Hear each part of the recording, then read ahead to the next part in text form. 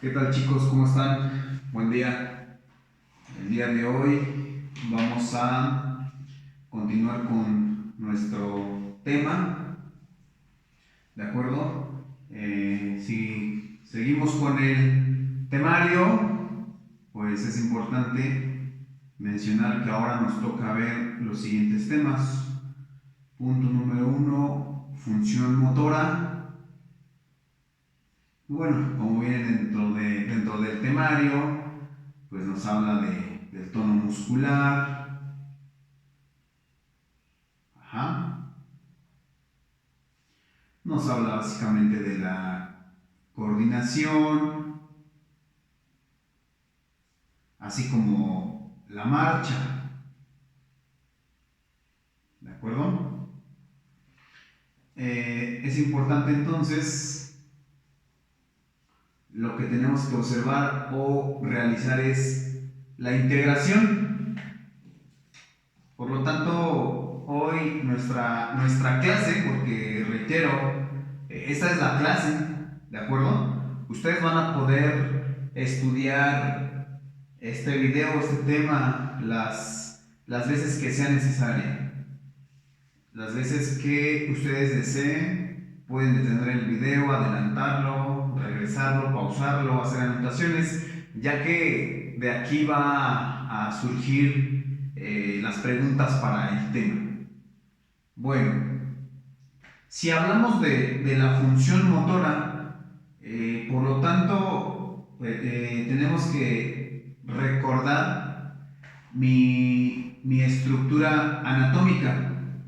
Por lo tanto, nosotros tenemos que tener muy importante, muy concreto, nuestras bases neuroanatómicas, así como nuestras bases neurofisiológicas. Todo esto es importante. Hablar de función motora nos está diciendo que por lo tanto nosotros debemos de estudiar la parte del movimiento. Luego entonces, como base anatómica, para poder yo darles esta clase y ustedes me puedan comprender, voy a ver con ustedes algunos cortes, algunas estructuras muy importantes que deben de dominar a la perfección. Y entonces vamos a ir comprendiéndonos. Luego entonces voy a hacer una imagen que están ustedes observando. Por un lado, en la parte superior es mi encéfalo, mi cerebro, y por debajo mi estructura adyacente que es mi tallo cerebral y mi médula espinal. Bueno, pues yo iré haciéndoles cortes. Este es un corte coronal, que todos ya sabemos que me divide el cuerpo una mitad anterior y una mitad posterior. A nivel de la corteza voy a hacer un corte transversal a nivel del mesencéfalo. Voy a hacer un corte a la altura del puente, también es un corte transversal. Haré un corte a nivel de la médula oblonga o médula oblongada y posteriormente estaré yo haciendo cortes a nivel de la médula espinal.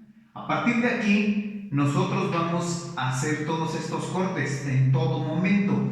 Más adelante iré explicando algunas estructuras de mi sistema nervioso central, tanto de la corteza, el cerebro, estructuras como que componen el diencéfalo, tálamo, hipotálamo y demás cosas. Estructuras que están compuestas o componen el mesencéfalo, puente, bulbo raquídeo o médula oblonga y médula espinal. Bueno, si yo hablo de mi función motora, por lo tanto lo primero que se me tiene que venir a la mente es que tengo que conocer un sistema muy importante. Y este sistema se le conoce como sistema piramidal. Entonces, mi sistema piramidal, ¿cuál es el papel que juega dentro de mi organismo, dentro de mi cuerpo? Básicamente, este sistema piramidal tengo que conocer que va a estar compuesto por unas estructuras muy importantes o unas vías que tengo que dominar. Primero, una vía que se le denomina vía corticonuclear. Y esta vía corticonuclear no la vamos a ver a fondo, no es del tema, pero sí tienen que conocerlo. Por ejemplo, esta vía corticonuclear nos dice que va a estar en relación con los núcleos motores de los pares craneales. Esta vía corticonuclear, ¿a dónde llega? Salen de estructuras centrales del sistema nervioso y llegan a una estructura muy importante que se llama formación reticular. Y de la formación reticular ahora se dirigen ahora sí para llegar a su órgano blanco. Por ejemplo, ¿cuáles son los núcleos motores que se encuentran en esta vía corticonuclear? Pues básicamente son el tercer par craneal, que es el oculomotor, luego el cuarto par craneal, que es el abducens, y luego el motor ocular troclearo patético, el cuarto par craneal, y posteriormente el sexto, que es el abducen o motor ocular común externo. Estos básicamente van a tener función en relación con los músculos del ojo. Y luego tenemos que saber que esta vía corticonuclear va a estar en relación con un par, sobre todo su parte motora, que es el trigémino, en particular B3, para darle inervación a los músculos de la masticación. ¿De acuerdo? Posteriormente pasamos a el par número 7, que es el nervio facial, porque este es sobre todo muy motor. Este es, a diferencia del 5, que es más sensitivo que motor, ahora este es más motor que sensitivo. Es el facial para darle vida a los músculos de la expresión facial. Y pasamos al nervio 9, que es el glosofaringeo, el 11, que es el espinal. Bueno, aquí estaría antes el neumogástrico vago, que daría inervación a músculos faringeos, músculos del cuello, como esternocleidomastoideo y demás, y músculos de la lengua. ¿De acuerdo? Pues toda esta información que llega a nuestros pares craneales van a llegar por la vía corticonuclear. Sin embargo, nosotros vamos a estudiar la siguiente vía, que es la vía córtico-espinal. Ahora sí, esta vía córtico-espinal lo que nos va a dar es la función de los nervios motores, ¿de acuerdo? Nervios motores, sobre todo para enderezamiento o bien para control de estructuras como las extremidades superiores. Entonces vamos a tener esta vía muy importante que es la corticonuclear, y posteriormente estudiaremos una segunda vía que entraría, o un segundo sistema, que es el famoso sistema, le llaman extrapiramidal o bien parapiramidal.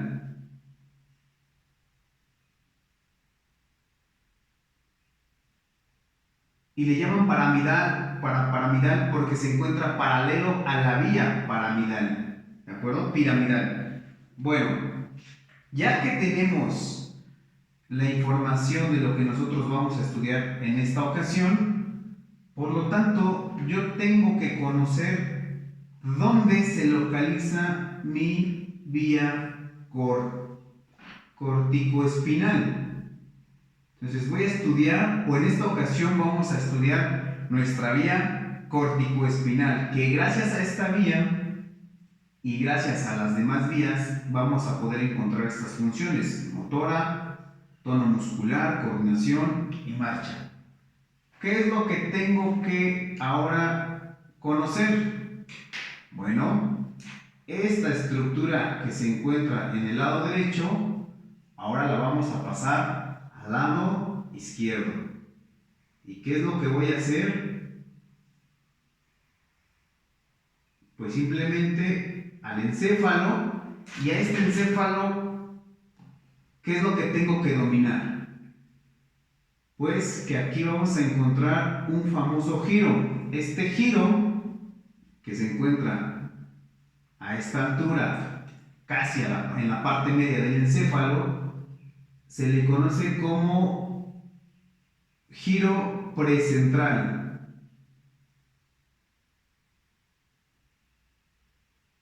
O bien, también es la famosa denominación estructura de un neurocirujano, el área 4 de Penfield. El área 4 de Penfield. Penfield fue un médico que hace muchos años aportó a la medicina, sobre todo a la neurología, que había una estructura representada en el cerebro que de alguna manera estaba en relación con partes importantes de nuestro cuerpo. A esto le llamó el homúnculo.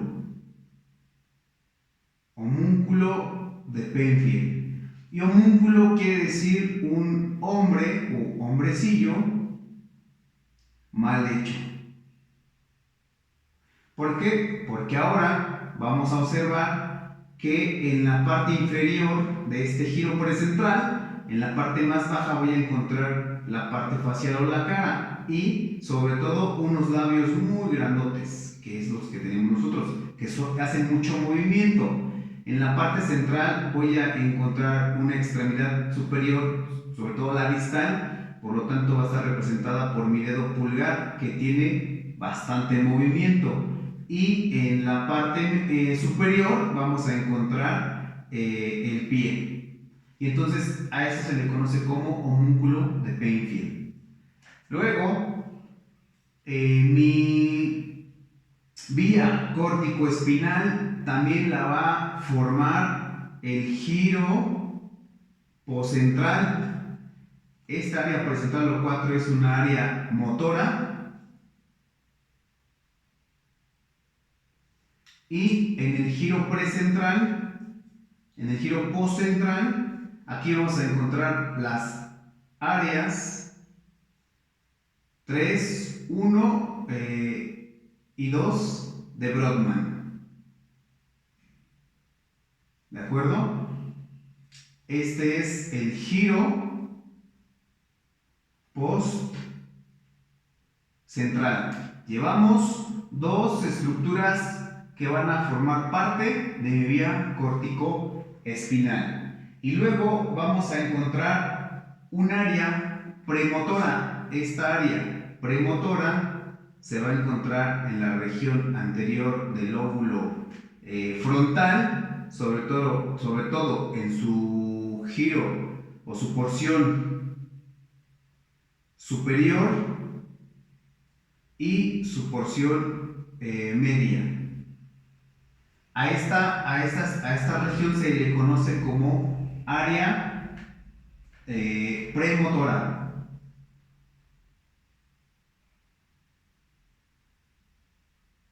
¿Qué número se encuentra aquí? El área 6 de Brodmann.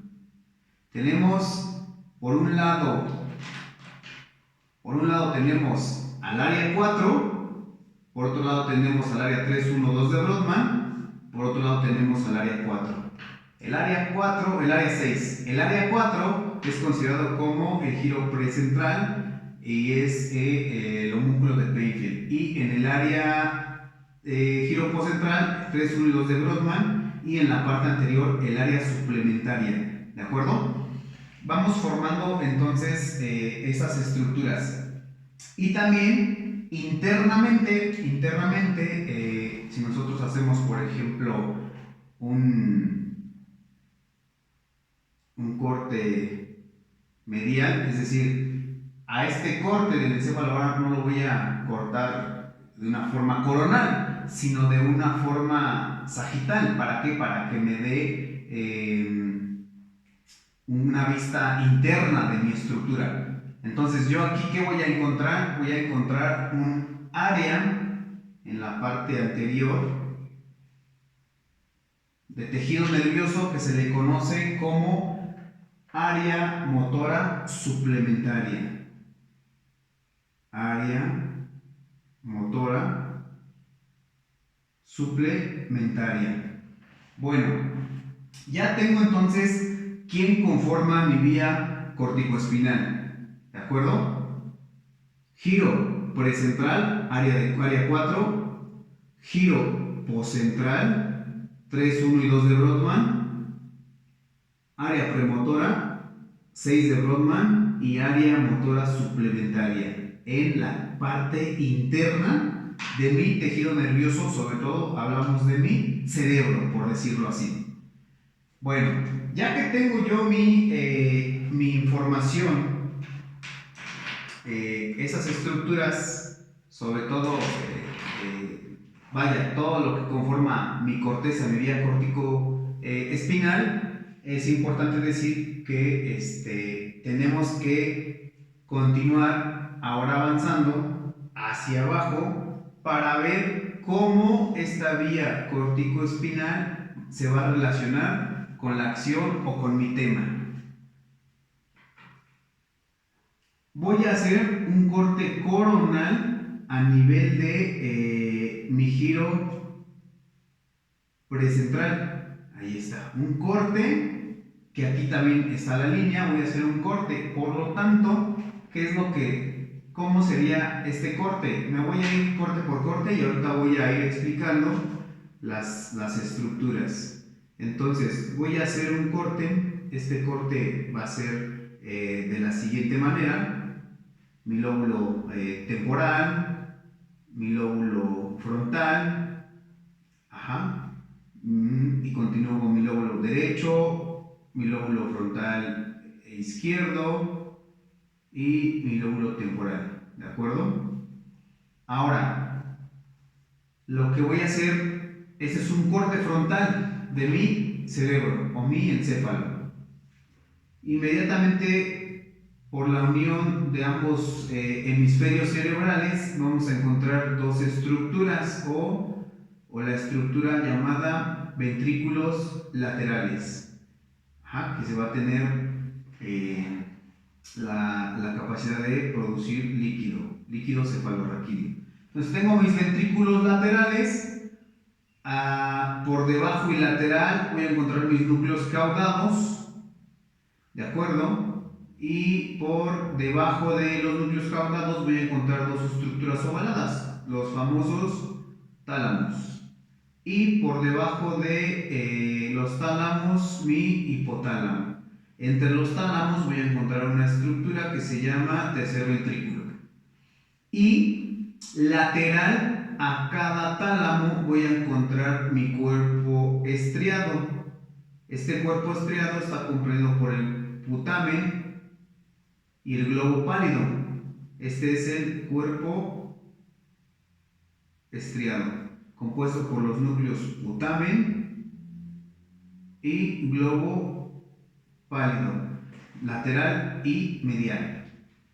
Bueno, ya que mencioné mis estructuras del diencéfalo, tálamo, hipotálamo, tercer ventrículo, núcleos caudados, cuerpo estriado, globo pálido, putamen, pálido lateral y medial, ahora me voy a dar la tarea de observar por dónde va a descender o quién conforma mi vía corticoespinal, pues estas estructuras que están de este lado, y este conjunto de neuronas lo que van a hacer es bajar, es decir, van a formar una vía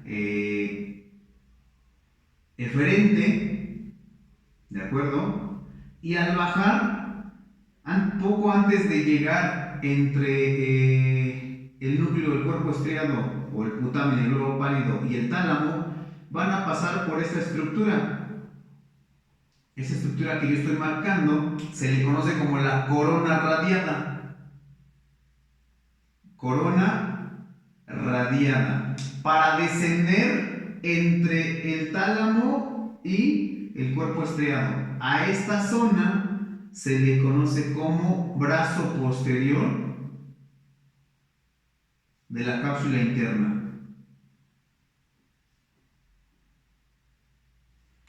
Y entonces va a descender, es decir, ya pasó hacia acá, hacia abajo. Porque ahora me voy a ir con otra estructura. Y esa estructura va a ser el mesencéfalo. Entonces ahora estoy aquí, a esta altura. ¿Cuál es esta altura? Los colículos superiores. Esta es una parte anterior y esta es una parte posterior. Bueno, pues ahora mi vía corticoespinal va a descender. Aquí teníamos la corona radiada, va a descender.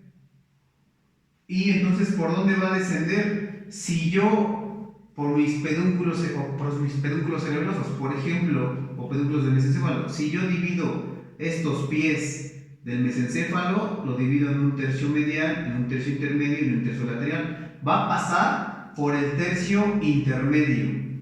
¿De quién? Del mesencéfalo. Y entonces, ahora voy a hacer un corte de otra estructura. Dicen los grandes maestros que hacemos un corte en posición ginecológica. ¿De quién? Ya llevamos mesencéfalo, ahora estamos en el puente. Y entonces ahora va a descender esta vía por los pies del puente. ¿Para qué? Para que se comunique con otra estructura, la médula oblongada. Entonces, hago mi médula oblongada, rodetes piramidales, olivas. Ya no quiero pintar. Y entonces, ahora vamos a pasar por los rodetes piramidales. Y esto es lo que va a formar el sistema piramidal o la decusación de mi vía corticoespinal. Esta es la famosa decusación de las pirámides. Ojo, esto es toda una vista lateral de mi estructura sin cortes. Esta es una estructura, una vista de los cortes que si yo les manejo de este lado, el mesencéfalo ahora lo voy a hacer en una vista anterior. Este es el mesencéfalo. Esta zona abultada es el puente. Aquí es el surco medulopulvopontino. Y hacia abajo nos encontramos con la médula oblonga, y si hacemos una línea en el centro, vamos a encontrar los rodetes piramidales y al lado los núcleos. Entonces, esto que yo estoy coloreando con negro, aquí es donde se da la famosa decusación de las pirámides. Es esto que está acá, pero este es un corte transversal. Es decir, acá está mi cerebro, por decirlo así, y entonces baja la información de mi lado derecho, se decusa del lado izquierdo y ahora la información se va al lado derecho. Si ese es el izquierdo, se va al lado derecho. Si ese es el derecho, la información se decusa y se va al lado izquierdo. Cuando existen estudios a través de electromagnéticos donde se le pide al paciente que piense que va a mover la extremidad superior, se le dice, piensa sin que muevas la extremidad superior derecha, y entonces se prende su lado izquierdo, y cuando lo mueve obviamente se observa mejor, ¿verdad? En estudios de imagen.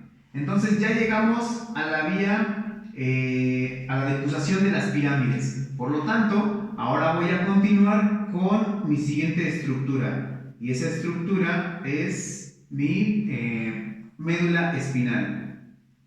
Rayos, no me quiere cortar, no me quiere pintar. Entonces ahora voy a llegar a mi médula espinal. Esta médula espinal tienen que considerar siempre que tiene una forma de H en el interior, que es la sustancia gris. Y entonces ahora esta vía baja, dijimos, desde la corteza cerebral, pasando por la corona radiada, por el brazo posterior de la cápsula interna, por los pies del mesencéfalo, del puente, por la médula oblonga en los rodetes piramidales, y ahora se va a decusar.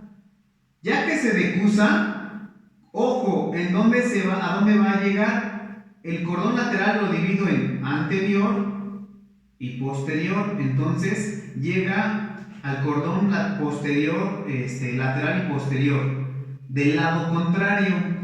Esto es lo que se conoce como vía córtico-espinal lateral o cruzada. Esta es la famosa vía corticoespinal. El 80%, aproximadamente 80 u 85, es cruzado, y luego me va a generar esta misma vía que reitero, desde la corteza, corona radiada, brazo posterior de la cápsula interna, mesencéfalo, puente, médula oblonga, y entonces ahora baja de manera directa. A esta vía se le conoce como vía córtico-espinal directa. ¿De acuerdo? Esta es lateral o cruzada y esta es directa. Pero ojo, ¿a dónde llega esta vía? Pues al final del día se va a ir a una región que le pertenece a la médula espinal. Es decir, esta vía va a terminar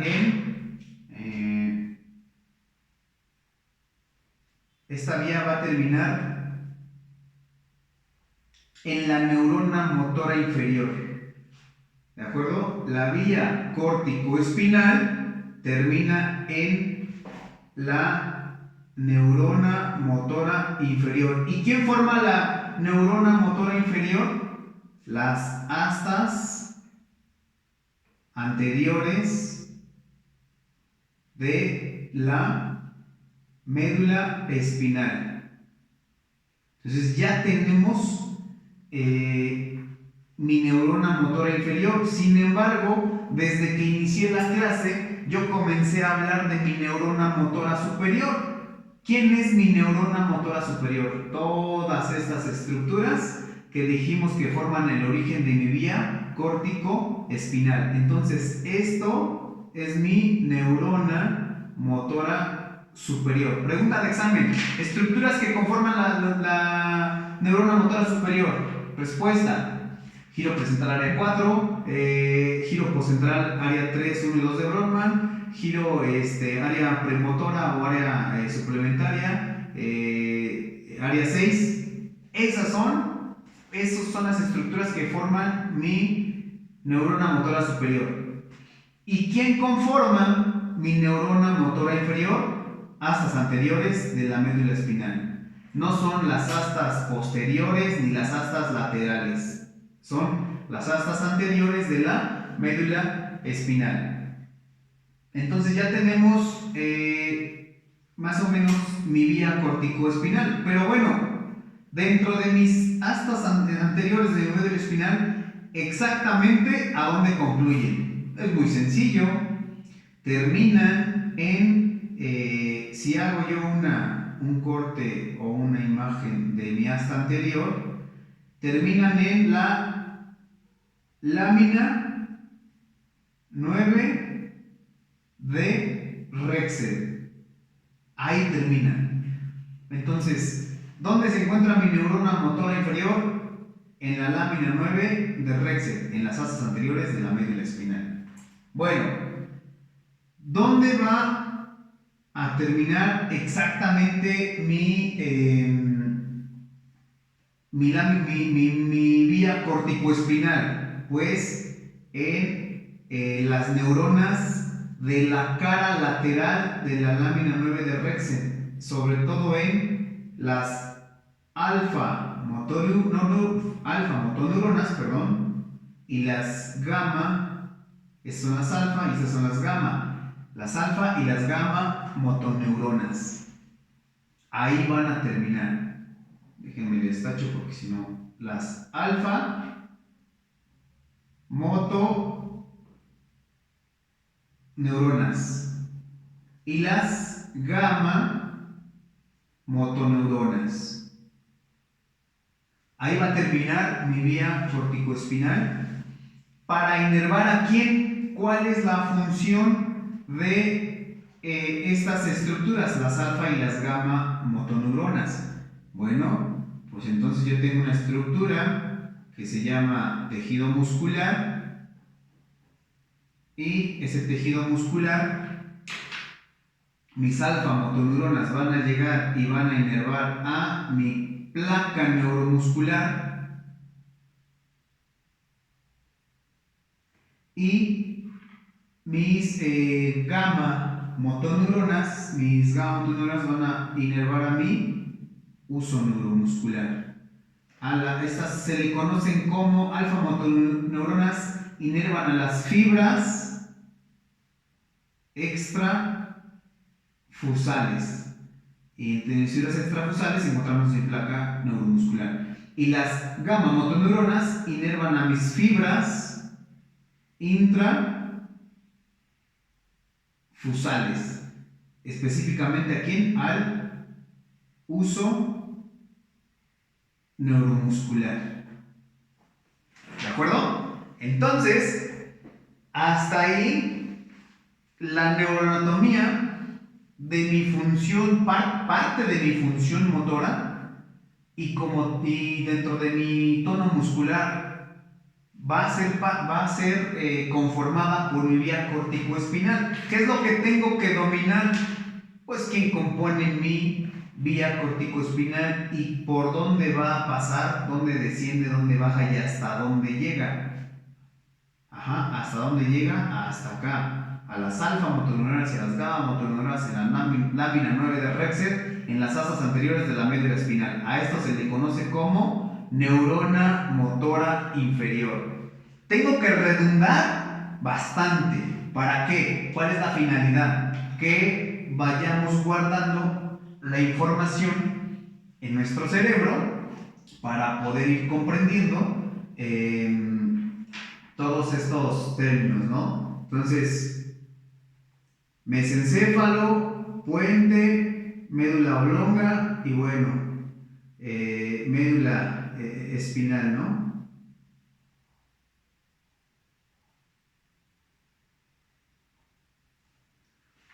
Bueno, continuamos.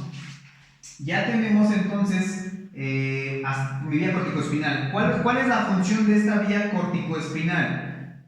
es punto número 1. Nos pasamos a esta función tono muscular. ¿Qué es el tono muscular? Vaya, todo el mundo hablaba de tono muscular, tiene buen tono muscular, tiene buen tono muscular. Bueno, pues la función de mi neurona motora superior es que va a inhibir la liberación de la neurona motora inferior, porque cuando llega mi neurona motora superior, desciende, baja por todas estas estructuras que acabo de hablar, mesencéfalo, puente, médula oblonga, hasta el asta anterior de la médula espinal. ¿Qué es lo que va a hacer? Pues me va a dar inervación.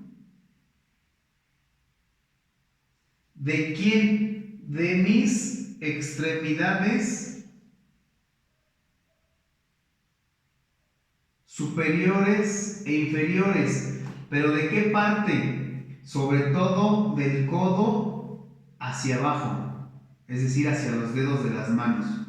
Por lo tanto, me va a dar movimientos finos y me va a inervar de mi tobillo hacia abajo, hacia mis dedos de mis pies, ¿de acuerdo? Por lo tanto, se va esta vía corticoespinal. La función de la neurona motora superior es inhibir la liberación de la neurona motora inferior. ¿Qué quiere decir esto? Que se va a encargar de modular el tono muscular. Lo va a estar controlando. Porque si esto no se lleva a cabo, este tono muscular va a cambiar. Entonces, si yo defino el tono muscular, voy a decir que es la tensión muscular o la resistencia, ¿de acuerdo? O la resistencia normal del músculo.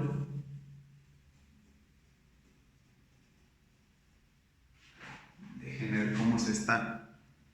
Sí, está excelente. Está bien, sí se está observando bien. O movimientos pasivos.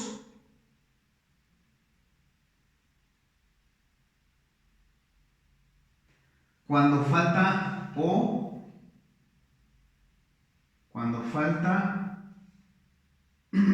control voluntario. Y entonces de ahí yo puedo tener una hipertonía o una hipotonía.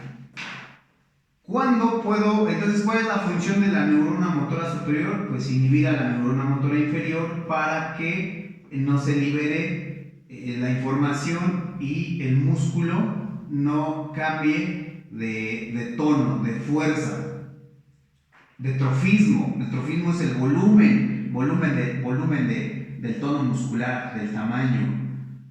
Ese es el trofismo. Yo, por ejemplo, puedo decir que tengo un buen trofismo en los músculos de la flexión de la muñeca, un poco en los músculos de la extensión de la muñeca. Entonces, eso es el tono muscular. También dice la literatura que el tono muscular indica la resistencia que, por ejemplo, un médico percibe cuando solo se manipula en forma pasiva una extremidad. Entonces tenemos muchas definiciones de tono muscular. ¿Qué pasa cuando se altera este tono muscular? ¿O cómo es que se puede alterar, mejor dicho, este tono muscular? Cuando hay una lesión a nivel de la neurona motora superior y a nivel de la neurona motora inferior. Por ejemplo, si yo digo que tengo un paciente con síndrome de neurona motora superior, Síndrome de neurona motora superior. Ok. ¿Cuál va a ser mi cuadro clínico si se encarga de la función de los movimientos, del tono muscular, coordinación y marcha? Bueno, pues este paciente básicamente lo que va a hacer es, primero que nada, va a aumentar su tono muscular. ¿Y por qué aumenta su tono muscular? Porque esta información, por ejemplo, un paciente que tenga un traumatismo craneoencefálico o un tumor o un hematoma o un EBC o una hemorragia en la corteza cerebral, lesiona esta vía corticoespinal, se libera la neurona motora inferior y entonces el tono muscular se aumenta. El paciente no presenta atrofia muscular, ¿de acuerdo? Y cuando hay atrofia es por desuso, que no usa, no hay utilización de ese tejido.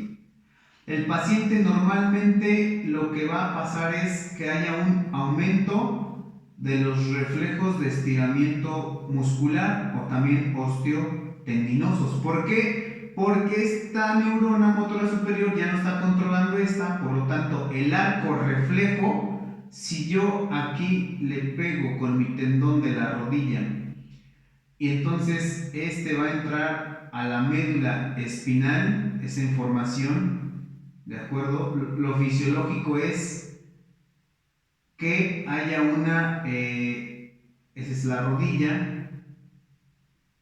voy a tomar como ejemplo mi fibra muscular, le pego al tendón, la información sensitiva entra entra por la parte posterior, en el asta posterior de la médula espinal, pasa por el ganglio espinal, es la información sensitiva y entonces llega al asta acá, al asta anterior de la médula espinal, en donde en las alfa motora y gamma motoras genera un reflejo y entonces mi paciente va a hacer una flexión de rodilla, es decir, yo le golpeo el tendón y va a aventar el pie, lo avienta el pie, eso es la fisiología normal.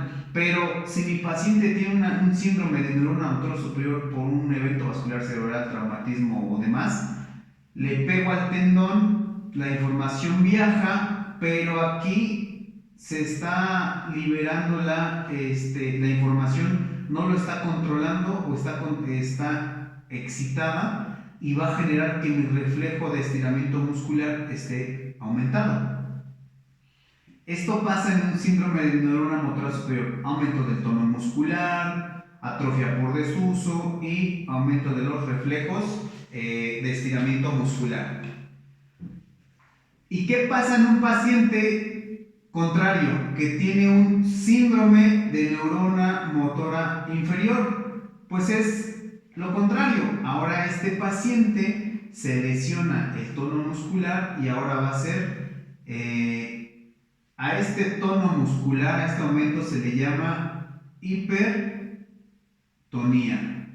Y a mi paciente con síndrome de neurona motora inferior va a tener disminución del tono muscular, a eso se le llama hipotonía. Va a presentar atrofia, sí presenta atrofia muscular, estos pacientes, y va a presentar disminución de los reflejos de estiramiento muscular. Y entonces, ¿ahora dónde está la lesión? Pues está en la médula espinal. A esta lesión, aquí vamos a encontrar mi síndrome de neurona motora inferior. Entonces, todas estas estructuras, reitero, normalmente este paciente con síndrome de neurona motora superior presenta espasticidad. Es un paciente que se encuentra con patrón flexor. El dedo está flexión del dedo pulgar y se encuentra con los dedos en garra. Cuando el paciente le quieres hacer una extensión, bajas, le jalas el brazo y lo avienta rápido. Y de repente le quieres regresar, hay resistencia y de repente llega rápido. A eso se le conoce como el signo de la navaja. ¿Sale? Entonces tiene signo de navaja positivo, espasticidad y normalmente, bueno, pues pacientes con parálisis y demás, ¿no? Bueno, si nos vamos, aquí entran todavía estos conceptos, pero que más adelante los voy a ir integrando. Por lo tanto, insisto, tenemos o tienen que aprender corteza cerebral, áreas 4, 3, 1 y 2, área 6. Corona radiada, tienen que aprender ventrículos laterales, núcleos caudados, tálamos, tercer ventrículo, hipotálamo, cuerpo estriado, núcleo putamen, globo pálido lateral, globo pálido medial. Por acá están los epitálamos también. Y tienen que ir bajando todos estos círculos que yo estoy generando. Entonces es el conducto acueducto de Silvio o conducto ependimario. Y los pies del mesencéfalo, del cerebro, pedúnculos cerebelosos inferiores, pies del puente, rodetes piramidales, núcleos olivares. Todas estas estructuras las tienen que ir dominando poco a poco para poder ir comprendiendo este tema. Al parecer, bueno, pues ya llevamos 40 minutos. Me voy a extender entre 1 hora y 1 hora y cuarto, porque bueno, considero que probablemente sea un